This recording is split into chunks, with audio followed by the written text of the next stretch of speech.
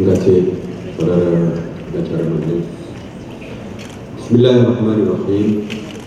Assalamualaikum warahmatullahi wabarakatuh. Salam sejahtera, selamat pagi. Yang berhormat Datuk Seri Haji Tajuddin bin Abdul Rahman, Timbalan Menteri Pertanian dan Industri Asas Tani. Yang berbahagia Datuk Muhammad Arif bin Abdul Rahman, Ketua Setiausaha Kementerian.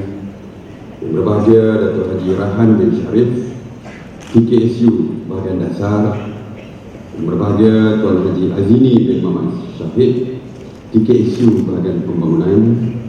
Yang berhormat Datuk, yang berbahagia Sri Datuk Puan pengerusi agensi-agensi, ketua-ketua agensi di bawah kementerian, ketua-ketua jabatan, pengerusi serta ahli lembaga pengarah Pertubuhan Peladang Negeri, Pertubuhan Peladang Kawasan, Persatuan Nelayan Kebangsaan, Persatuan Nelayan Kawasan,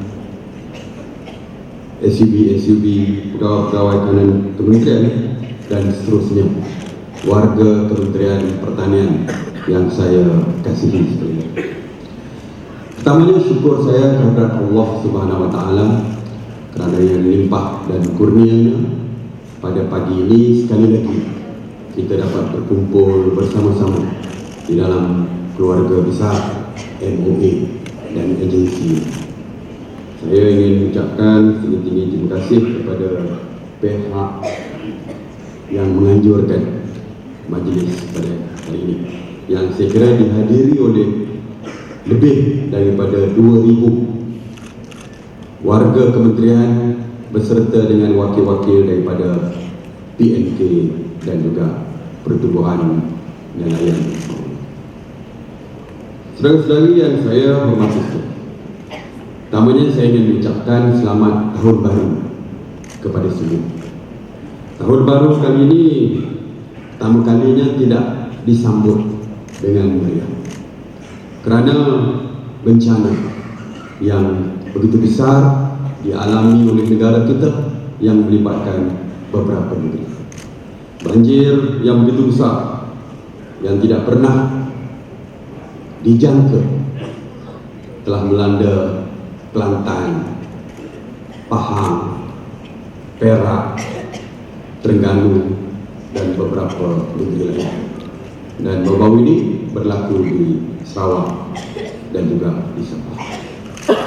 Saya ingin mengucapkan setinggi-tinggi tanda dan saya amat berbangga dengan apa yang dilakukan oleh Kementerian Pertanian dan agensi-agensi di dalam kita membantu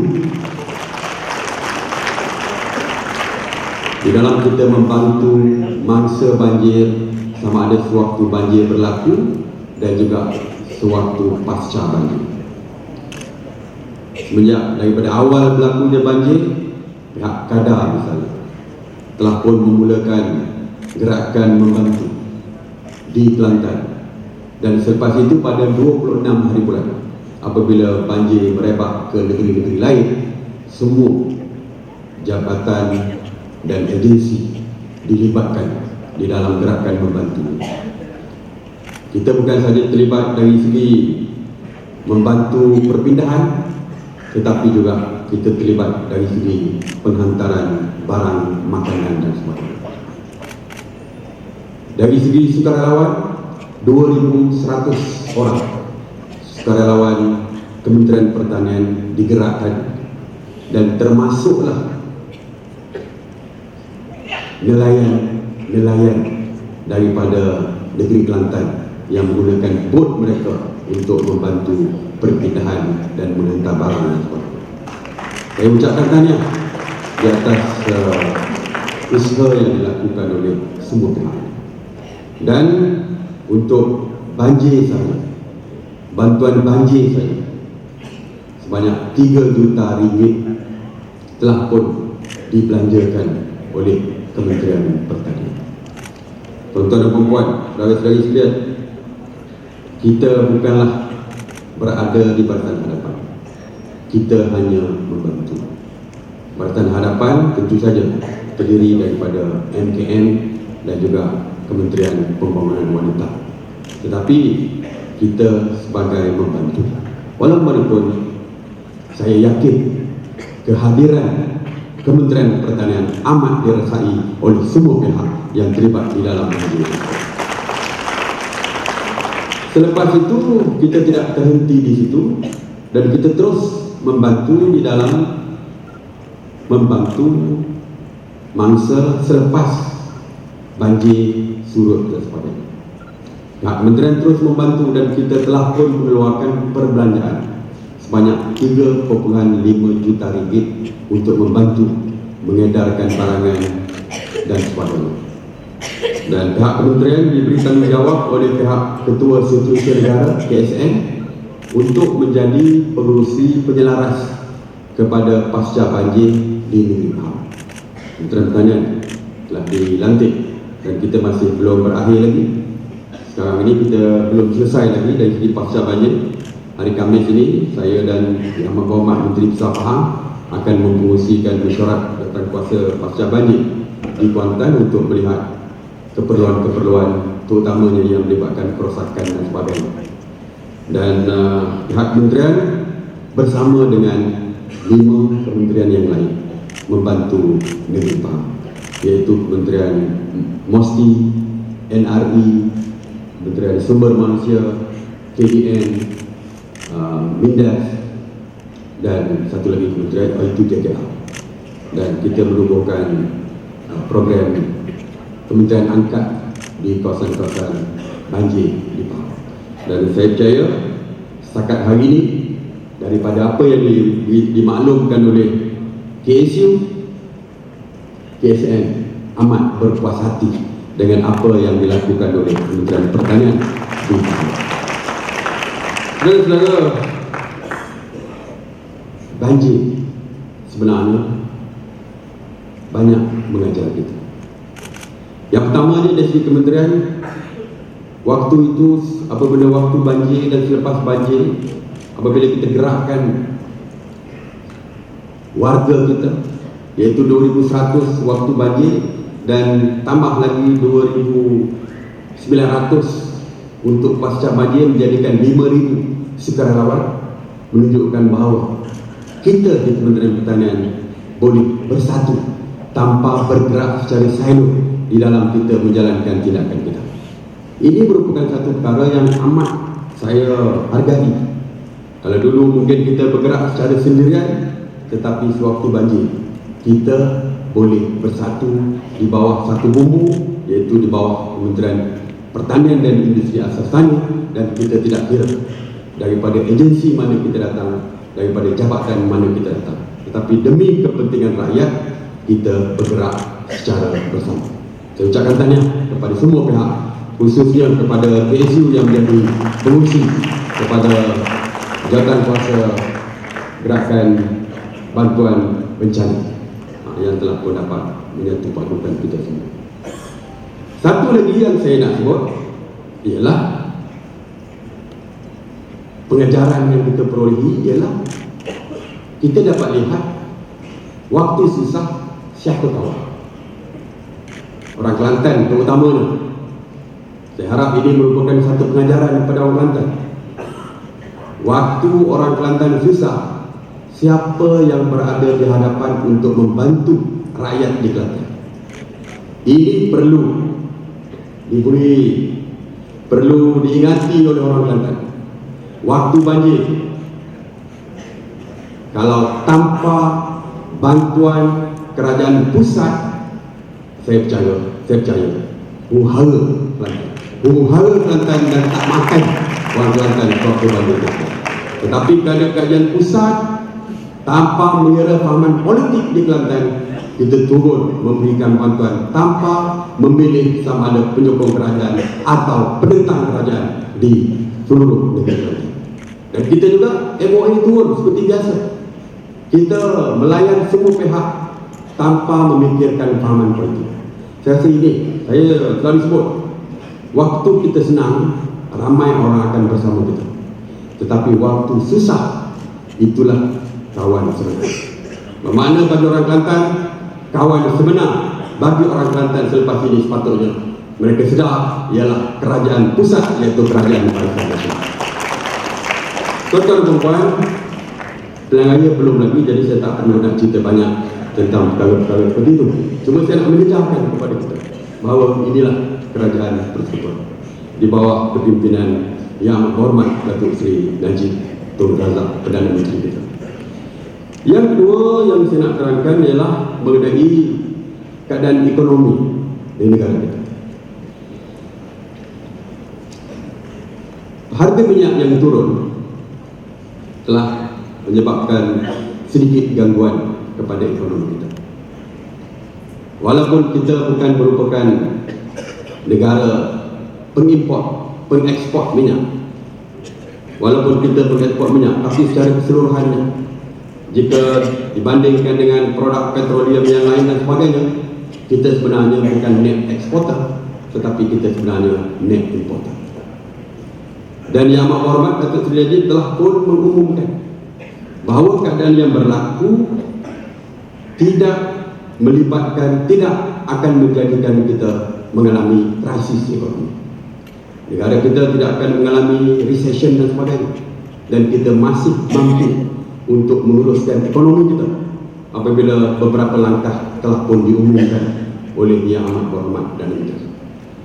Satu perkara yang orang tidak nampak apabila minyak harga turun. Minyak harga turun bermakna subsidi adalah menjadi semakin kurang. Walaupun kita terpaksa mendapat kurang dari segi pendapatan, tetapi kita boleh kontra juga, pihak kerajaan boleh kontra apabila subsidi yang dulunya berjumlah 21 bilion ringgit untuk minyak dapat dikurangkan. Jadi kurang pendapatan, dalam masa yang sama kita tidak lagi perlu membayar subsidi yang besar. Itu yang pertama. Dan yang kedua, ini ramai yang lupa. Apabila minyak turun, kepada pengguna, kepada tuan-tuan dan puan, saudara-saudari sekalian, saving setiap individu itu akan bertambah. Biasanya apabila kita membeli minyak dengan harga RM1.90, apabila minyak telah turun menjadi RM1.50, berapa sekarang? RM1.57, RM1.57, bermakna setiap daripada kita RM1 berapa? Saya tak berapa ya? Ha? Dulu. Sekarang petrol berapa harga? 191. Dulu sebelum turun 2 RM2 lebih ya? Saya dah tak jaga minyak dulu, Kabinet Dekir saya jaga minyak. Dulu RM2 lebih. Sekarang tinggal RM1.90. Dulu RM3 kalau tak silap saya, waktu saya tinggalkan Kabinet Dekir. RM2.3. Bermakna setiap orang akan ada saving sebanyak lebih kurang 40 sen. Setiap rakyat Malaysia, dan saya difahamkan saving itu kalau kita dikirakan, setiap individu dikira hampir 7 bilion saving untuk berdasarkan kepada setiap individu di dalam negara kita. Itu yang kita tak pernah kita lupa.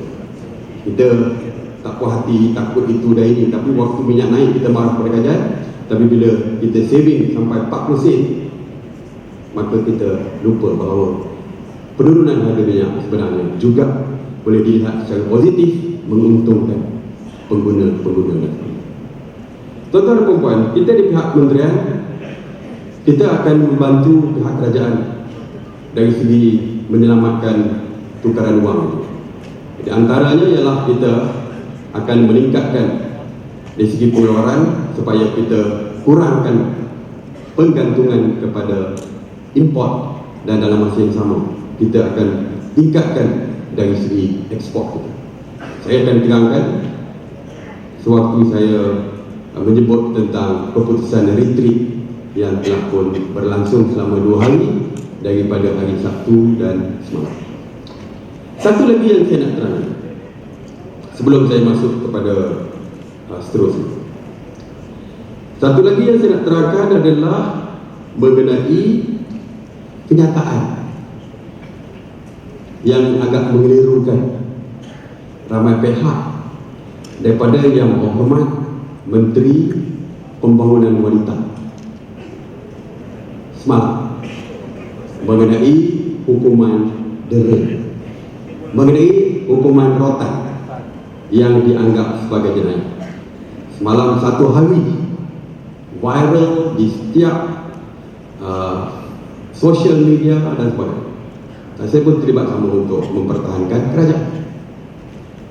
Dan hari ini telah pun dijelaskan. Ramai orang marah kerana rotan adalah perkara biasa di dalam masyarakat kita.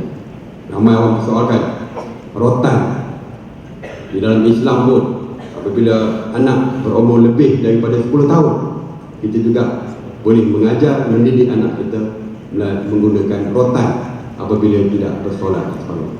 Ini jelas. Ini perkara ini telah pun ramai orang menggunakan macam-macam hadis, ayat dan sebagainya. Tetapi sebenarnya saya nak maklumkan bahawa yang dimaksudkan oleh Menteri Pembangunan Wanita tersebut bukan rotan mendidik. Yang dianggap jenayah adalah rotan yang mendera, berniat mendera dan mencederakan, sama ada dari segi fizikal ataupun dari segi mental. Itu saya harap tuan-tuan dan puan yang terkeliru semalam boleh faham bahawa ibu bapa yang mendera, memukul secara fizikal, yang meninggalkan kesan dan sebagainya kepada anak, saya percaya kita semua akan bersetuju jika ibu bapa yang tidak tanggungjawab ini kita hukum dengan sekeras-kerasnya.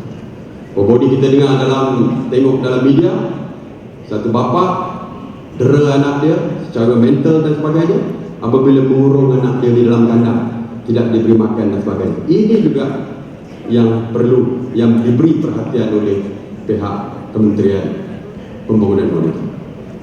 Jadi saya harap saudara-saudara tidak lagi terkeliru dengan kenyataan-kenyataan tersebut yang saya tak tahu mana puncanya, filapnya. Kerana ada dua surat khabar perdana melaporkan perkara yang tak berapa jelas, tetapi yang saya peliknya surat khabar Malaysia Insider yang melaporkan secara detail apa yang diperkatakan oleh Yang Berhormat Menteri Pembangunan Wanita. Jadi saya harap tuan-tuan di pihak kementerian yang suka menggunakan social media tu, padahal kalau semalam viralkan segala serangan kepada Menteri Barisan Nasional ini, hari ini setelah kita dapat penjelasan, eloklah viralkan penjelasan menteri tersebut bagi membantu yang terkeliru dapat kita perbetulkan. Jadi saya harap tidak timbul lagi isu daripada kenyataan daripada Yang Berhormat Menteri Pembangunan Wanita, Datuk Seri Rohani. Okey? Boleh viralkan seperti kita viralkan waktu nak attack dia, kita viralkan untuk pertahankan dia. Saudara-saudari sekalian, hari Sabtu dan Ahad kita mengadakan retreat kementerian. Tujuan retreat yang pertamanya untuk melihat pencapaian tahun 2014. Terus terang saya maklumkan kepada saudari sekalian bahawa pencapaian 2014 adalah tidak menggalakkan. Hampir keseluruhan jabatan, hampir keseluruhan agensi, kalau ratingnya merah, kuning, hijau, semua kita adalah di peringkat kuning, iaitu peringkat 50% ke atas. Kalau kita periksa dulu setakat lepas hidup je, semua sekali ya? Tahap lepas hidup lain tak lemas. Itu secara average, secara pukul rata. Tetapi kalau kita lihat satu persatu, ada jabatan atau bahagian atau agensi yang mendapat markah merah, iaitu bawah daripada 50%. Ini yang saya sebut pada tahun lepas, yang membimbangkan saya apabila diumumkan sesuatu adalah apabila kita gagal di dalam melaksanakan apa yang telah kita janjikan. Tahun lepas kita retreat juga, berbagai-bagai KPI telah pun dibentang oleh jabatan, agensi dan sebagainya. Dan tahun ini kita bentang sekali lagi. Tetapi kalau caranya tidak berubah, sama ada di peringkat atas sampai ke bawah tidak berubah, tahun depan retreat 2016, saya percaya tentu saja ratingnya merah dan kuning. Sebab itulah pada tahun ini kita telah pun menetapkan sasaran yang jelas, dan saya telah melantik KSU sebagai pengurusi pemantau setiap projek dan juga setiap janji di dalam sewaktu retreat di setiap jabatan, bahawa KSU dan jabatan kuasanya akan memantau mesyuarat setiap bulan dan sebagainya. Dan 6 bulan daripada sekarang kita akan mengadakan satu midterm review, dan kita akan adakan gallery walk yang mana semuanya akan dibentangkan secara terbuka pencapaian daripada setiap jabatan dan agensi, yang mana saya akan buka kepada semua warga kementerian untuk datang melihat pencapaian daripada setiap agensi dan juga jabatan-jabatan semua. Dan saya akan memberi ruang kepada semua warga daripada peringkat atas sampai ke bawah untuk memberi komen di setiap apa yang dilakukan oleh jabatan dan agensi tersebut. Saya mahu untuk pencapaian KPI ini semua warga kementerian dilibatkan. Tak kiralah daripada peringkat ketua jabatan sehingga kepada bawah, sebawah-bawah, semua orang mempunyai kuasa untuk mengkritik dan juga memberi pandangan. Jadi tahun ini kita akan mulakan. Dan saya harap ketua jabatan dan agensi, ketua agensi dan semua staf di dalam jabatan masing-masing, apabila dimaklumkan oleh ketua-ketua jabatan tentang KPI masing-masing, mesti berusaha di dalam pelaksanaan supaya segala KPI akan dapat mencapai. Tahun ini kita fokuskan kepada hanya beberapa perkara. Yang pertama, dari segi pengeluaran yang ada kaitan dengan pendapatan petani, nelayan dan peternak. Pengeluaran kita masih jauh terbelakang. Hari ini misalnya, walaupun padi 70% dari segi SSL nya, tapi kalau kita lihat lembu masih lagi di peringkat 30%. Ini pula banyak mati kena banjir, lagi turun. Kambing dan kambing biru-biru hanya peringkat 18%. Yang lain semuanya terpaksa diimport. Buah-buahan, sebahagian buah-buahan tu peratusnya adalah begitu rendah yang kita terpaksa import. Sebagai contoh, cili kita terpaksa import. Sedangkan cili merupakan satu tanaman yang bukanlah terlalu sukar untuk kita. Apabila NAM ni apa nama satu Koperasi India di bawah Timbalan Menteri Belia dan Sukan Datuk Saravanan, dia ambil challenge ni untuk NAM tanam cili. Sekarang NAM merupakan pengeluar cili yang menghantar semua produk mereka kepada farmer untuk dijual. Kenapa orang Melayu tak boleh mengeluarkan cili? Itu persoalan kita. Jadi sebab itulah kali ini kita akan memberi penekanan kepada pengeluaran, dan kita telah pun menetapkan setiap agensi, setiap jabatan yang berkaitan supaya mereka mempunyai KPI. Dan setiap yang kita jabatan, sama ada veterina ataupun pertanian ataupun perikanan, kita telah bertetapkan untuk 2015 peningkatannya sekurang-kurangnya 10% daripada tahun lepas. Ini merupakan satu challenge, cabaran yang besar kepada tuan-tuan. Saya tahu ada jabatan yang beri saya sasaran 2%. Kalau 2% tak payah bagi saya. Itu nak main selamat tu. Saya kata not less than 10%. Jadi tahun ini kena kerja buat untuk memastikan pengeluaran dapat ditingkatkan kepada 10%. Cross the board. Kita tak, mungkin ada yang tinggi lagi, mungkin ada yang sampai ke level 10%. Tetapi pengeluaran tidak boleh kurang daripada 10%. Saya juga menyebut tentang ekspor.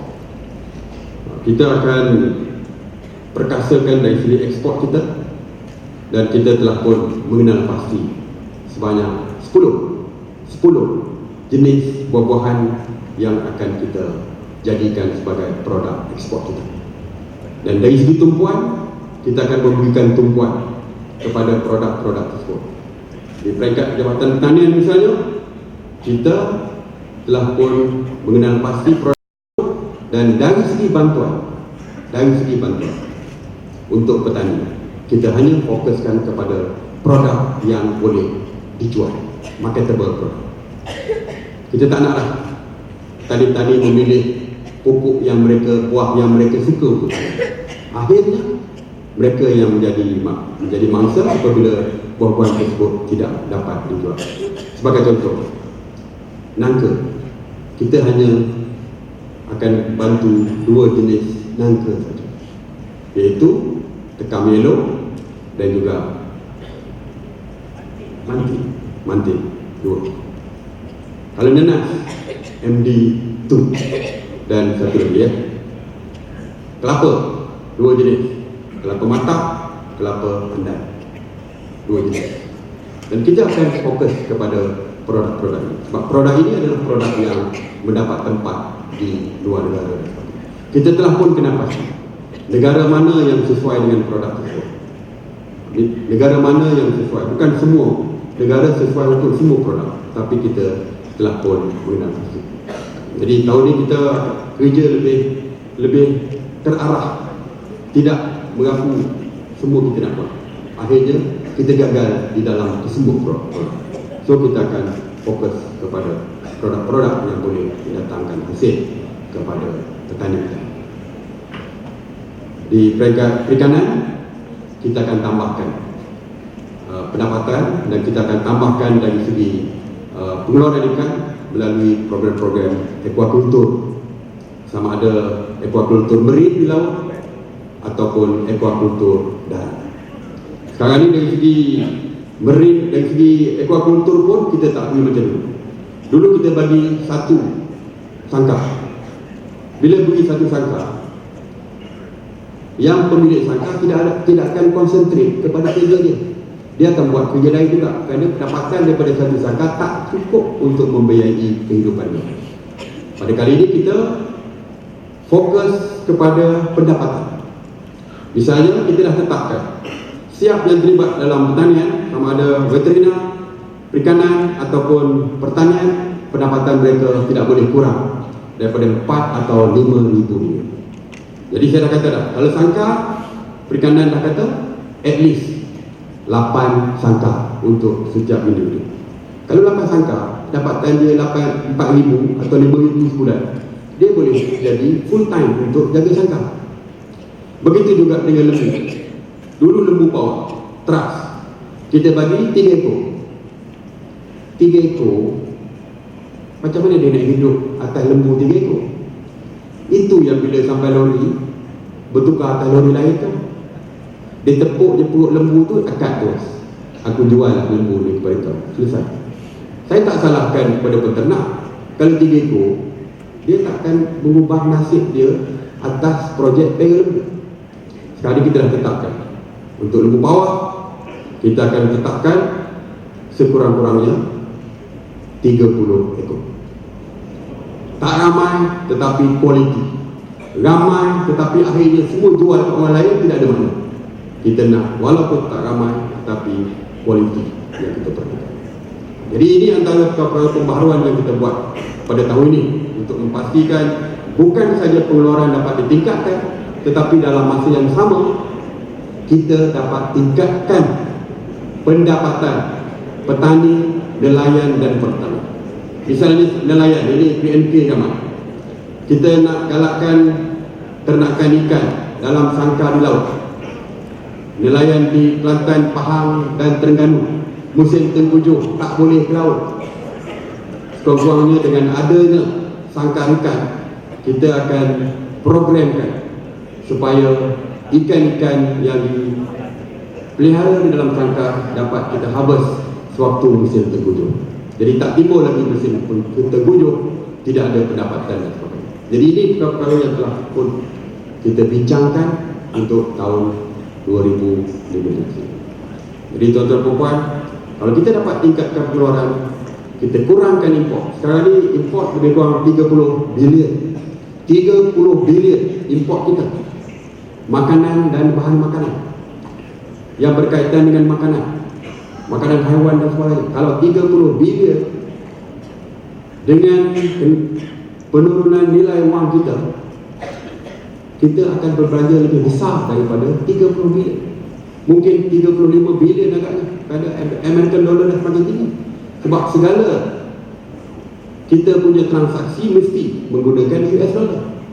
Jadi kita akan bayar lebih. Sebab itu kita nak pastikan pengeluaran dapat kita tingkatkan supaya kita dapat mengurangkan pergantungan kepada import, dan dalam masa yang sama apabila kita tambahkan ekspor produk kita, balance itu akan dapat kita berkecil. Ini telah pun kita rangka sewaktu retreat yang kita adakan semalam. Satu lagi yang kita tekankan adalah dari segi kejayaan untuk jihad memerangi orang tengah. Sekarang ni saya masih belum berpuas hati dengan kejayaan jihad memerangi orang tengah. PPK yang membeli padi masih lagi di dalam peringkat 10 hanya 15%. Ramai lagi yang dijual kepada toke-toke orang tengah dan sebagainya.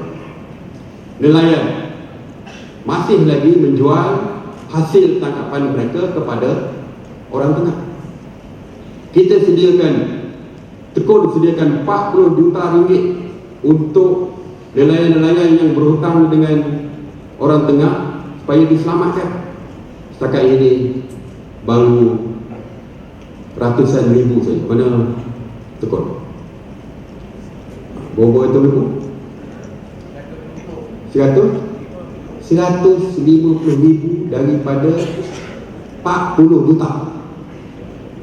Jadi sebab itulah kita nakkan, salah satu daripada perbincangan kita semalam adalah jika kita nak perangi orang tengah, kita mesti perkasakan pertubuhan peladang kawasan dan juga pertubuhan persatuan nelayan di kawasan-kawasan. Persatuan nelayan mesti membeli ikan dari darat daripada nelayan-nelayan. Persatuan nelayan kata tak ada duit. Kita dah nikmat telah pun memperuntukkan sumber kewangan untuk diberi pinjaman kepada PNK. Tetapi tak ramai lagi PNK yang berminat untuk mendapatkan pinjaman tersebut untuk membeli ikan darat daripada nelayan-nelayan.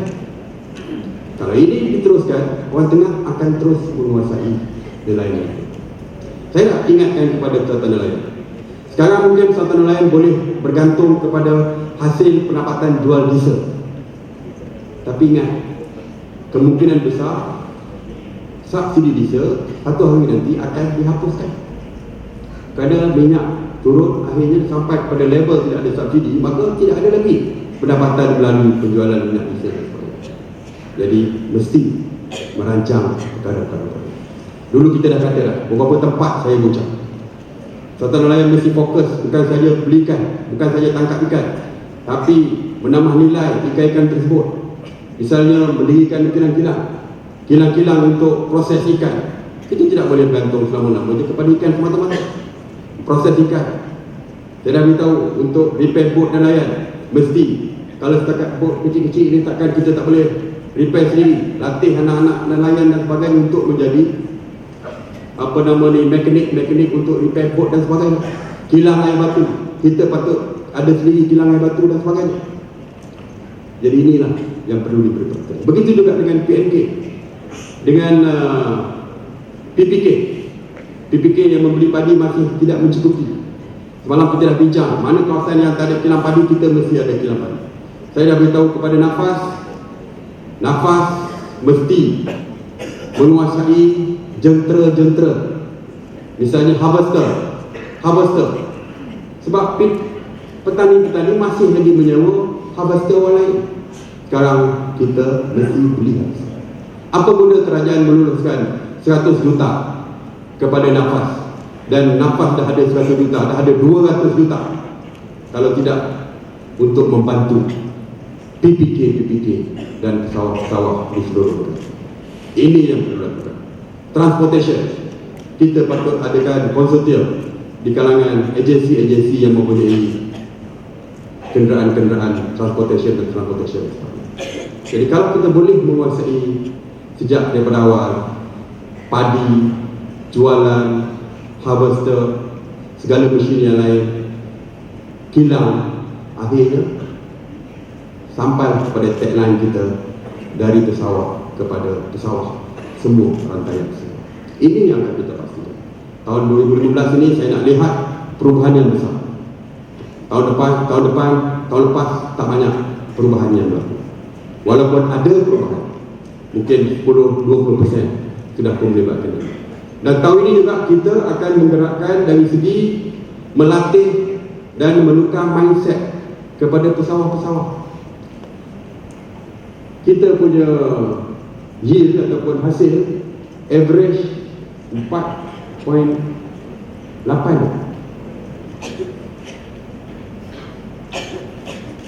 Salah satu sebab kenapa hasil tidak begitu tinggi adalah kerana disiplin pesawat-pesawat.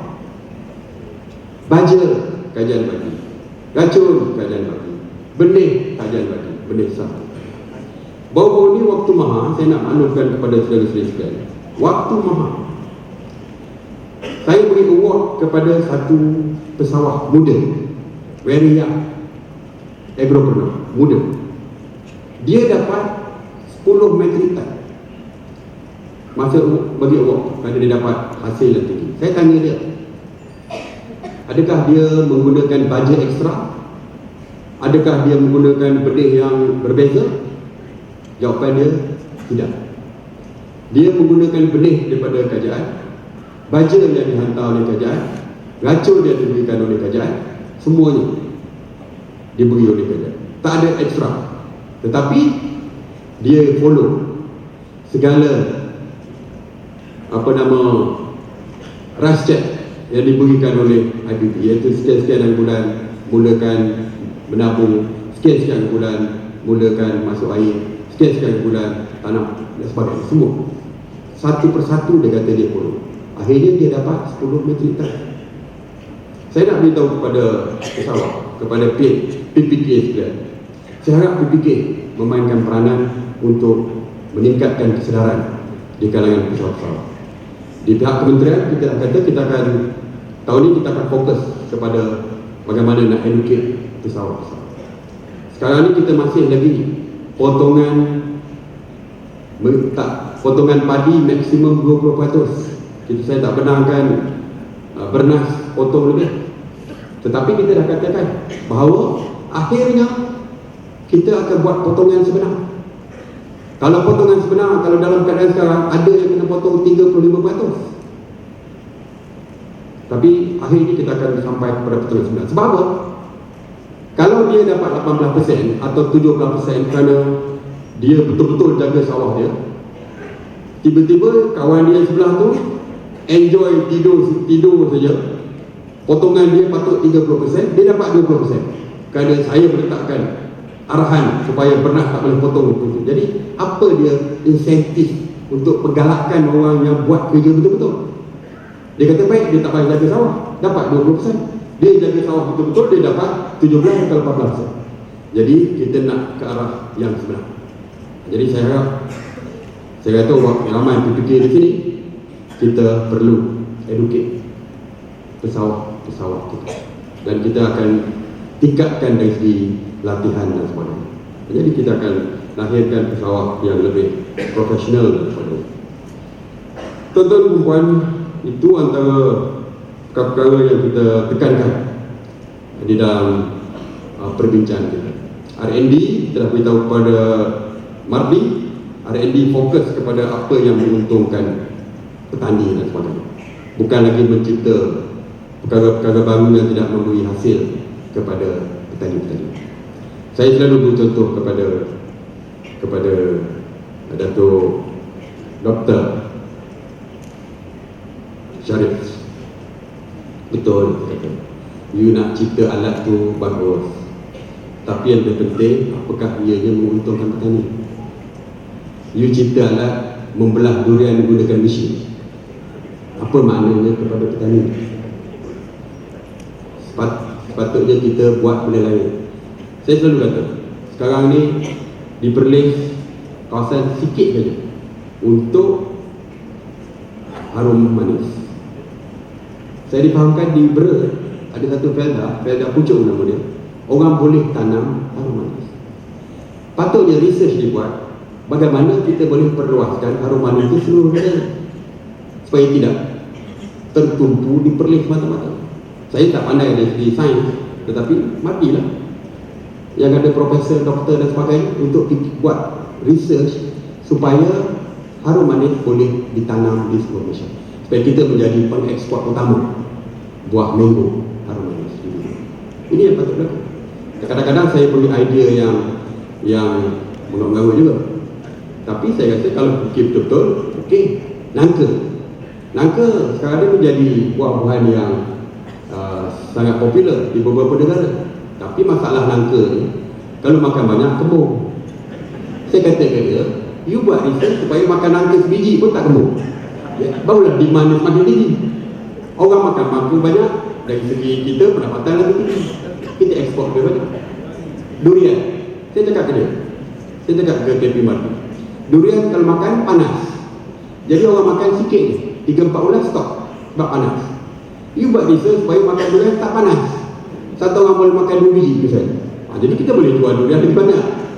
Idea itu nampak macam lucu, tapi kalau betul-betul bapak dilakukan, ianya menguntungkan pesawat petani dan sebagainya.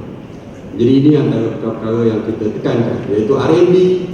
Kita tekankan dari segi peranan PPK dan persatuan nelayan, ekspor, dan juga dari segi pengeluaran. Yang lain kita bincang juga dari segi meningkatkan peranan Bumi Putra di dalam projek-projek kementerian.